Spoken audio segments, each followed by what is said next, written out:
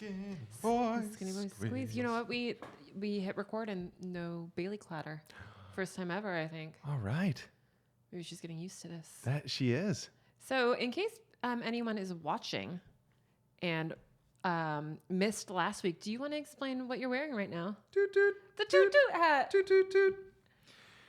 So on the last episode, we talked about fearlessness. Mm-hmm. Fearless being my theme word of the year, and how I've started to wear women's accessories, including this hat. Mm-hmm. Which have we? It's a beanie. Is that the right term? I think so. Yeah. Okay, so I'm wearing this beanie. It's black from Athleta. It's for women, and it's got a nice fuzzy ball on top where I can just hit it. When you were selling this hat to me, for those of you at home, I said, "Oh, it's chilly outside. Maybe I'll wear my beanie." And it's kind of like a Scully, whatever you call them, you know.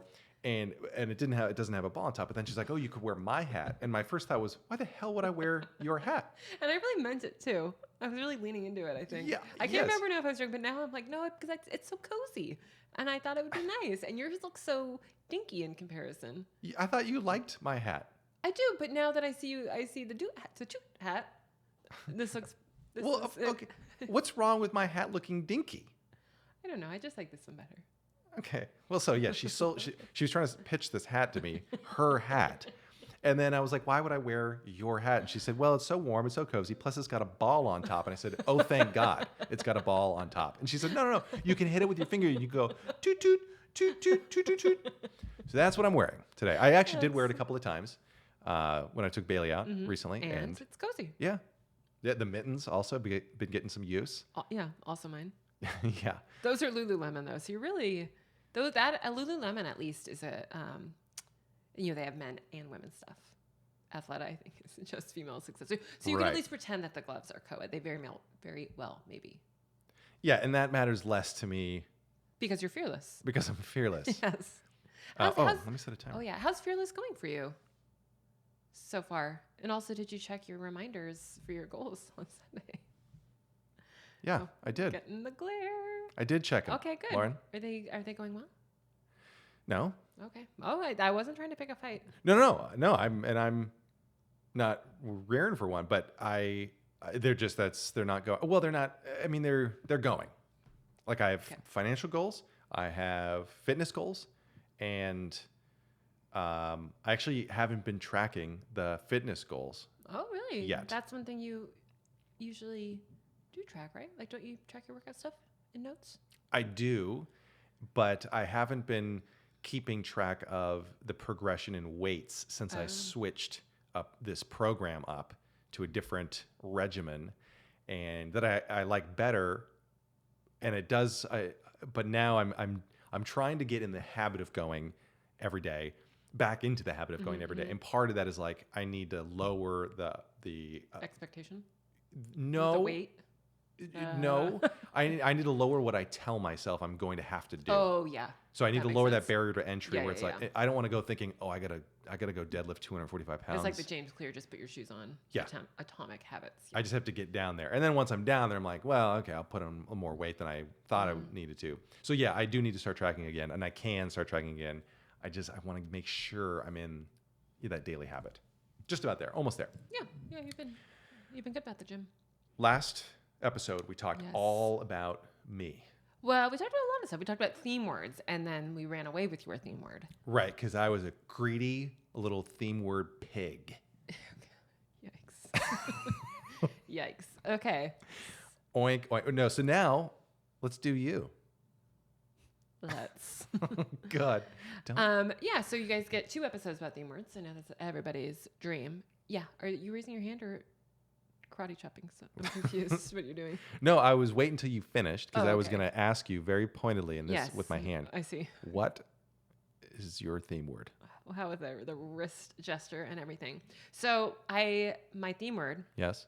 To be revealed in one moment. Okay. My original theme word, and this is actually where I kind of landed at the end of last year, was I thought it was going to be defying gravity. Ooh. And Broadway geeks out there will know, like, yes, that was fully on that Wicked song. Pretty. Yeah, and so I loved the idea. Like, I don't remember all the the lyrics now, but there's something of like, I'm through accepting limits because someone says they're so. Like, that's kind of the. I'm through accepting limits. No, I'm not going to do it. Okay. Yeah. We did just do it the other night. But We did. We were singing, trying to sing with Idina. Yeah, so that was my original thought, and I still love that song and like that message. But for some reason, when I actually kept think, I don't know, it wasn't speaking to me like in a like, hey, what am I doing today? I'm defying gravity. Like, it was too abstract, I think. Good idea, too abstract. Yes. So then where I did it, and this also is a little bit abstract, and I'm gonna like date myself here and reference a TV show that's been off the air for years. Landed on "It's Handled." Technically, my theme word is 2 words, right? It's a phrase. It's handled. 3 words. And what I'm very clearly picturing is Olivia Pope, who is the lead character from Scandal, and that's kind of like her catchphrase. And so yeah, it's handled. And what I was picturing, because as I was trying to come up with my words, and like remember when we were in Hudson and I had a list of like 50. Yeah. Oh yeah, you came like, prepared. I wasn't prepared. Like that thing, like I had like this. It's so weird because I had this like, and this is why I like theme words, because I had this clear like energy in mind of what I wanted, like what I wanted my year and like how I want to like feel and be and like show up. Right. And nothing was quite right. Like I'd play around with like bold and determined and unapologetic. Those were those are the words you're like this trying was my on. brainstorm, and they were all like directionally correct, but not like, I don't know, they just weren't talking to me. And then all of a sudden, and I don't know why, because I haven't seen Scandal in, I think we watched the first season when it was on the air. I think that was whatever. I don't even know. 2010? No, Before? I think I want to say that we were in, it was like our break in between New York visits, maybe? Oh, like 2015. Yeah, maybe. I Or don't 2014. know. But it's been a while. Let's ask our producer. Oh, we don't have one. It's been like 10 years. But for some reason, I just had that mental image of Olivia Pope, like there's that like gif of her where she's, like strutting down like the DC sidewalk saying like, it's handled. Yeah. And so the word is it's handled, but also I kind of have like a variation of it as I'm going through my day. And that's just handle it. Like whatever comes up, just handle it. I'm really just have this vision of like whatever, like I have my to-do list, any snags that come up in life, like stuff not planned. For example, and this is why I think I got so hot on theme words last week and why I wanted to talk about it is, so like I only have one goal, and it's a financial goal. Like that I knew, like I do want that, right? Like, and I will handle it. Or that's my plan. But when I started out this year so terribly, I'm like, oh my God, like my vision for the year was, okay, starting on technically January 2nd, I was going to turn in my manuscript, which I had killed me all of December. And I had this vision of like this fresh start, and okay, I'm going to turn it in on the 2nd, and I'm going to just like go all in on my other projects, all the other stuff that I wanted to be working on. Right. And then, as we know, like 3 a.m. on January 2nd, I got super, super sick. And that was like 3 days of Sitting not even getting out of bed. Right. And then, 3 days of not getting out of bed. And then being behind on the deadline. We've told you guys all this last week. Yeah. But so then like, basically I was just pissed because I'm like, damn it. Like I really, really wanted like January to start off like great. And like, I was going to do all these things, and now I'm behind on my financial goals, and I was just pissed about it. And then I paused and I was like, you know what, Lauren, just handle it. Like taking every single day of like, yeah, you're behind on this deadline. So what are you going to do? You're going to handle it. And like, yes, you are still really not feeling well, but you're going to just make sure, like drink some Gatorade, like get rid of the headache, like all of those little things. And it was, it felt empowering, I guess.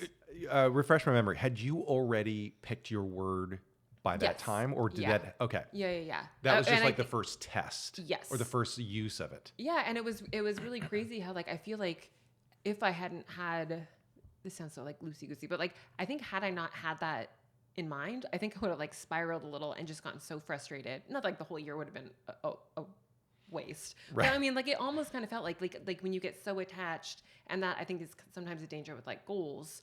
Especially like, 'cause you never know when like a COVID year is going to come around, or like when there's going to be a death in the family, or like a health scare, like whatever the case may be. Like you can't always plan for those. And so I like this idea of having like the theme word to sort of be like, okay, whatever comes up, even if it's not what I planned and not what I wanted, of taking care of it.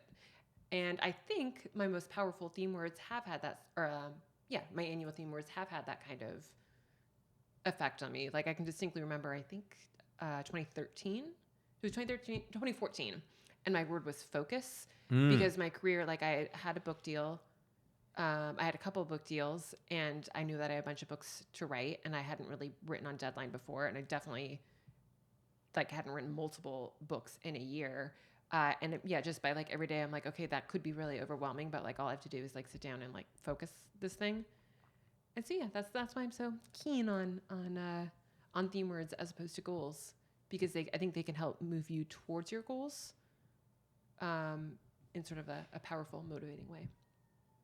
This is really weird talking to you with this hat on, but I like it.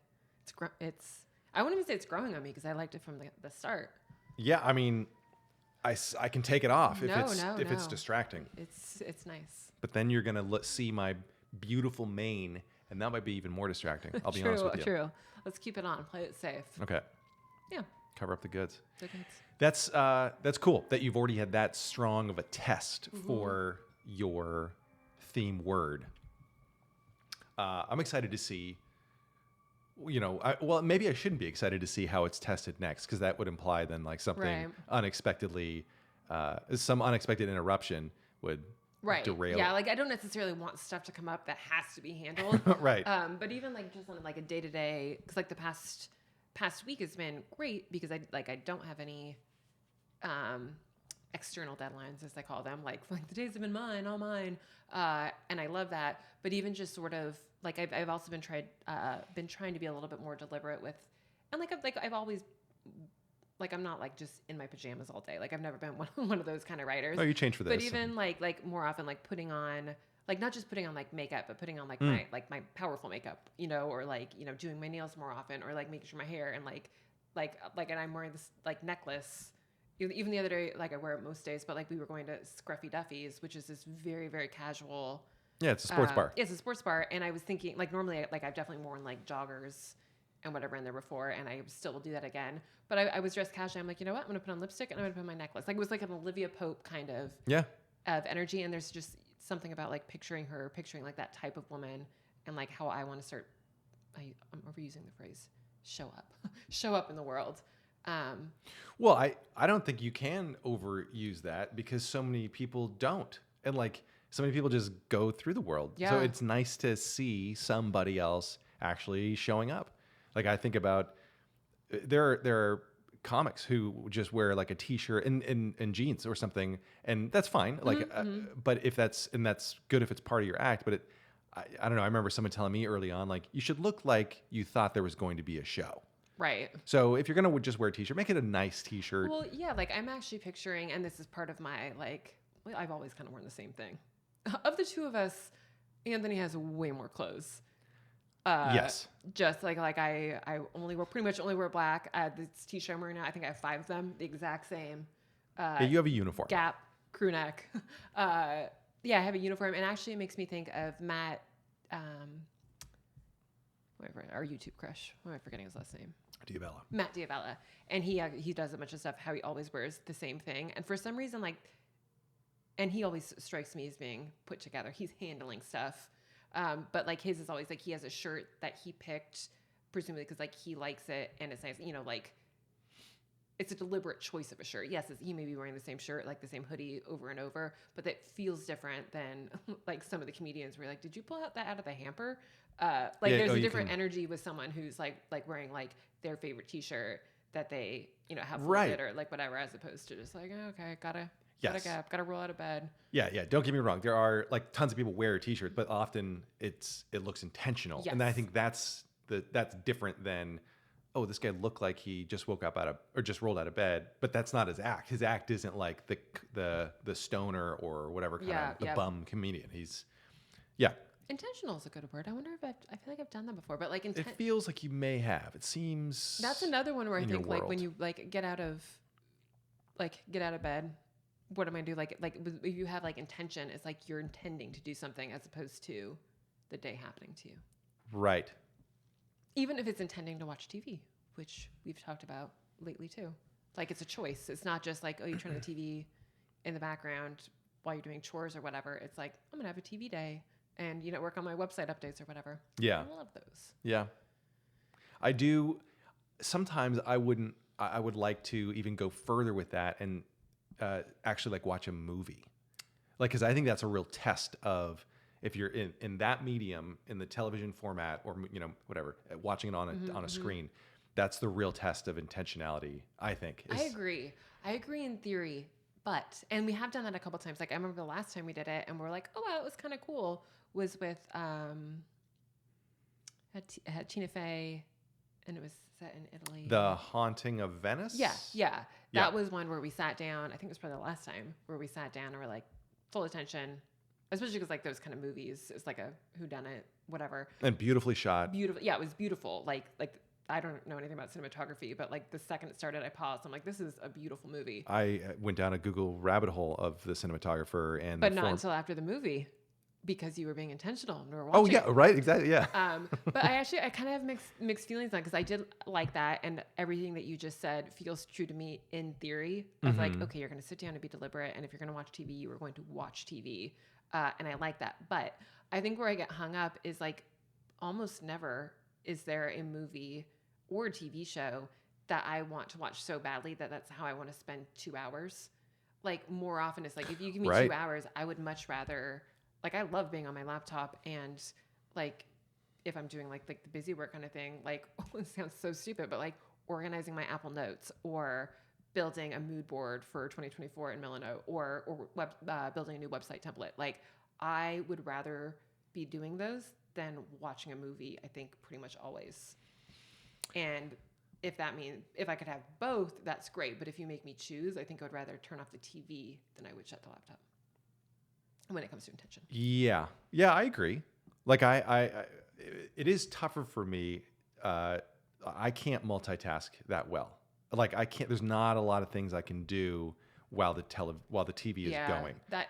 And I like spin my wheel. I'll like go to NBCNewYork.com and then I'll go to MacRumors.com and I'm like, well, no, what was I just working on? And then I'll go back to my notes and I'm like, oh, what note was I? Oh, I'll write my newsletter. And then I'm like, well, I can't think. Oh, that's a funny joke on Psych. So now I have set up in notes a list of TV tasks. And actually I have reminders set up in one of the categories I have, or the sections or whatever it's called, it's TV tasks. And it's like, oh, and I'll once a week I'll drag any outstanding reminders I have that I can do while the TV's going. I'll put them in there. Yeah. And I think because I've been leaning more into the design stuff and like that is easier for, like, I think, aren't there like studies that like nobody can truly multitask? So I'm sure I'm just lying to myself, but like there, especially if it's like a copy paste heavy thing, which sometimes I have a lot of, on like website builds, that is easier for me. Whereas, but yeah, I totally get what you're saying. Like there's no way I could write like, and watch TV. Like, yeah, no, I can't do anything creative. Yeah. Especially if it's there's even but we could like, do you think you could like, I know that you don't really like draw or paint, but do you think you could draw or paint? Because that's creative, but for some reason it's like different than if it doesn't require words, maybe? Yeah, maybe if it doesn't require words, that's a good way to look at it, or a good theory or hypothesis. I think that might be true. I can do ironing. I'll iron all of our napkins or whatever while watching Frasier. That to me is good, because like that task needs to get done, and it's a captive task. There's nothing else I can be doing. Yep. I can't be driving a car and folding napkins or whatever. I can't do anything. So plus I can set it up and it's right in the field of view, and that's I like doing that. What were like your runner-up words? Well, this year. I said, they were all kind of ones I said, like, I mean, they were all like, power is like a weird word, but like I was like attracted to this idea of power. Well, I guess it was power. Is that why you married me? Yes. Yeah, exactly. Toot. There it is. There's that powerful man. You sensed my power. It was just like this, I'm overusing this word too, but it was like an energy. Like I had this vision of like forward moving, charging, and kind of like, I mentioned the word unapologetic, and like this idea of like not taking anybody's anybody else's shit. But then also like very important part of that was like not taking any of my own shit. Like basically, so it's like saying no to bullshit. Definitely just like saying no in general to like stuff I didn't want to do. Oh yeah. And I've already done that a couple times. I thought that I was really good at that. Like I've always like prided myself, especially on like compared to like a lot of other authors who sometimes are like, oh my gosh, I'm so busy. And I'm like, well, I just said no. Like I said no to Instagram because whatever. And like, no, I quit Facebook like 8 years ago, best decision of my life. Like in my head, I tell myself that I'm really good at like not doing all the things if I don't want to. But I was realizing even just like going through this, I'm off topic here a little bit, but even just like going through like some of the stuff that was in my inbox that I got really behind on those first, mostly actually all of December because of the deadline. And like I was just people pleasing a little bit. Like I wasn't getting like really, I'm like, do you even want to do that, Lauren? Like, yeah. And there was one and it was so painful, but like I committed to it, just knee jerk. And finally, and almost immediately within like half an hour, I was like, you don't want to like, you don't want to do it. Like that's like the opposite of powerful and like the opposite of handling it. Like that's just like, okay, like I guess I'm doing this thing now because I was too much of a chicken. So I actually had to go back in and be like, I'm so sorry. No, I actually can't do this thing. Which I definitely don't want to make a habit of. And luckily it worked out fine. And she was so gracious about it. Oh, that's good.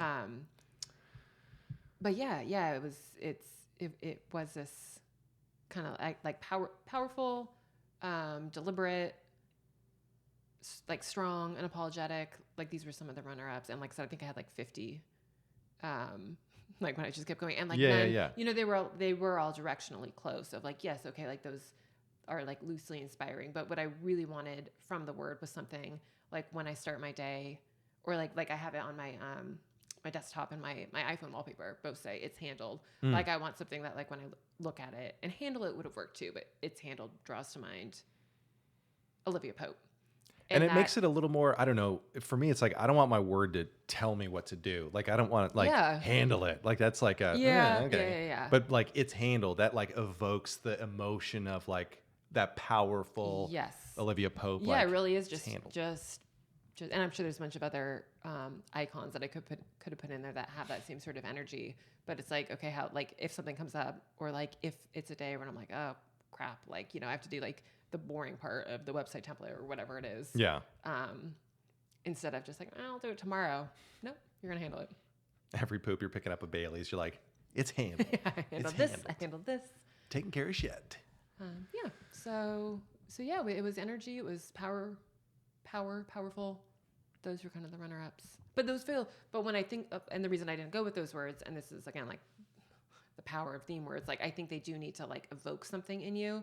And just like the word, like if my word was power, and then like I wake up and I'm like, well, what does that mean, Lauren? Like how does that actually translate? And I think that's where like some theme words are great and some are not so great. For example, have a friend and her word last year was badass, and that I think that actually may have been on my list because that's kind of like that same type of energy, right? Of like, okay, like how am I gonna navigate through my day? Like what I'm like, what's my energy? What's my output? And badass is like a clear one. Whereas I could pick on some other words that I won't in case somebody has them. I don't want to poo-poo somebody's word. Well, but I'm fearless, so I'll poo-poo them all. But yeah, I think there are some that have less of a strong, less power. Yeah. Oh, they're not as powerful. Yeah. So how much time do we have? Are we? We have 8 minutes and 31 seconds. So should we keep talking about theme words? You want to talk about goals? What do you? I always dominate these things on what we're talking about. Well, that's because you don't talk much regularly, and I feel like you save it up probably for this. And I don't mind listening to what you have to say, Lauren. Because you're like, oh, I've never heard any of this stuff before. I know. I'm like, oh, this is more in 30 minutes than I've gotten to hear in the last 16 years. That is true, but it's never deliberate. Like I never. You know, I never know, like, I'm not going to talk about that. It's just for some reason, I just don't think about it. No? Yeah. Well, that's part of what this podcast... It doesn't occur to me to speak. No, actually, we Is it because I'm like just normally talking so much at home? No, I think people do think, like, you are, I think, probably, like, if we're going to go with, like, the cliches, like, I am a classic introvert, and you're definitely more on the extroverted side. But also, like, you're not... like you're a good listener, especially for an extrovert. Not that extroverts can't be good listeners, but I mean, like... Yeah, no, you're not one of those people that just runs your mouth constantly. No, I agree with Stand you. corrected. Because like even I talk to people and like I think, oh, I'm an extrovert, but then I talk to some people, I'm like, oh fuck, I can't get in a word in edgewise Yeah. with you.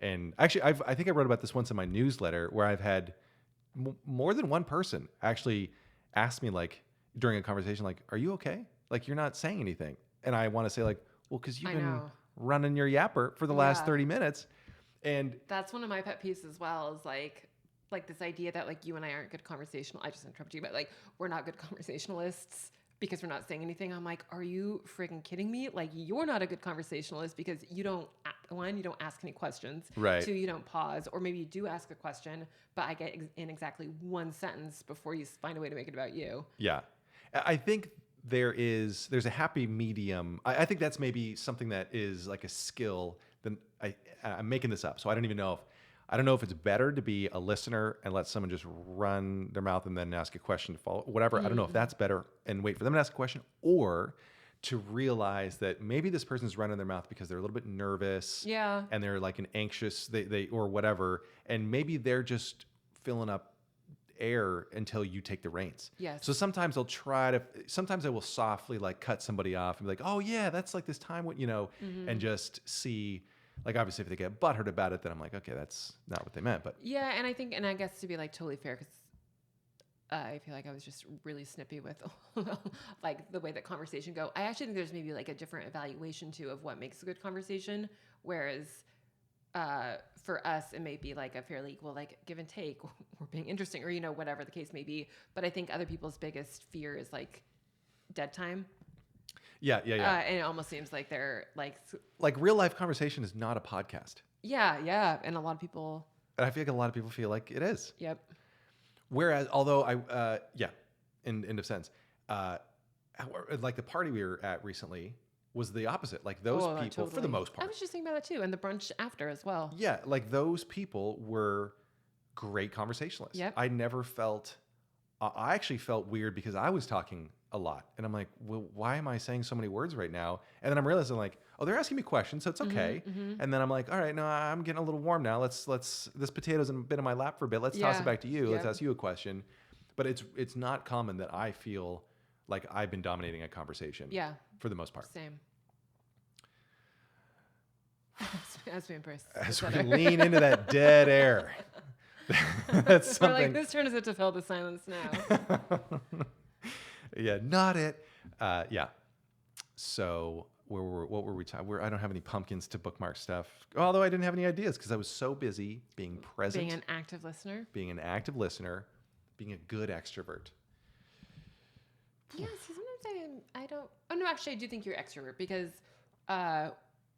I think people think extrovert and introvert is like how much somebody talks, but like we know people that identify as introverts very solidly that talk a lot. Yeah. And then you're an extrovert and maybe you don't talk as much. And isn't it, I think the definition is just an extrovert is somebody who gets like their energy from people. And an introvert is somebody who needs like to recharge with quiet time. And that, I think we are that to a T. Like I can do, like if I have like two, or like a family comes to town and we have dinner 3 nights in a row, I'm like, I honestly feel like I can't handle this. Like I just, I mean, like I get, my anxiety goes through the roof every time. And I think it's because I don't have that time. Whereas you sometimes like you are like actively itching to like go out and talk to someone and do something and like set up something. And you come back so like energized. Usually. Yeah, just the other day I was feeling like I'm like I gotta get outside, and I went outside and I ended up like I talked to somebody in the elevator. I mean, just briefly. I talked to the doorman for a couple of minutes. I'm walking outside. I actually had like a couple of just brief conversations with people. Like I don't know, somebody asking for directions. It was like I went and got an espresso at this place just to like talk to people for a second. It ended up being terrible espresso. Oh, you're watery. Oh my God, I'm never going back there. I think that's like the first thing you said when it came was I had the worst espresso. And you're not really that much of a coffee snob. Like you appreciate good espresso. Right. And you definitely like you will seek out good espresso, but you're usually not such a jerk. No. As this was so bad. My plan was to drink an espresso like at the bar, like a real human, and drink it pretty quick. And I took one sip. I'm like, well, I'm not going to finish this. And I thought, I can't throw it away in front of these 2 women who just made it. Yeah. Oh. So I'm like, all right, Oh, thanks. was it in a real cup? No, it was plastic. It was a Oh, paper okay. cup, thankfully. Normally, I do like a glass. Like if I go to Italy, that's like I'll stand at the bar and drink it right there real quick because it comes in the nice porcelain cup. Yeah. Okay, anyway. No spoon with this one, no little biscotti. Okay.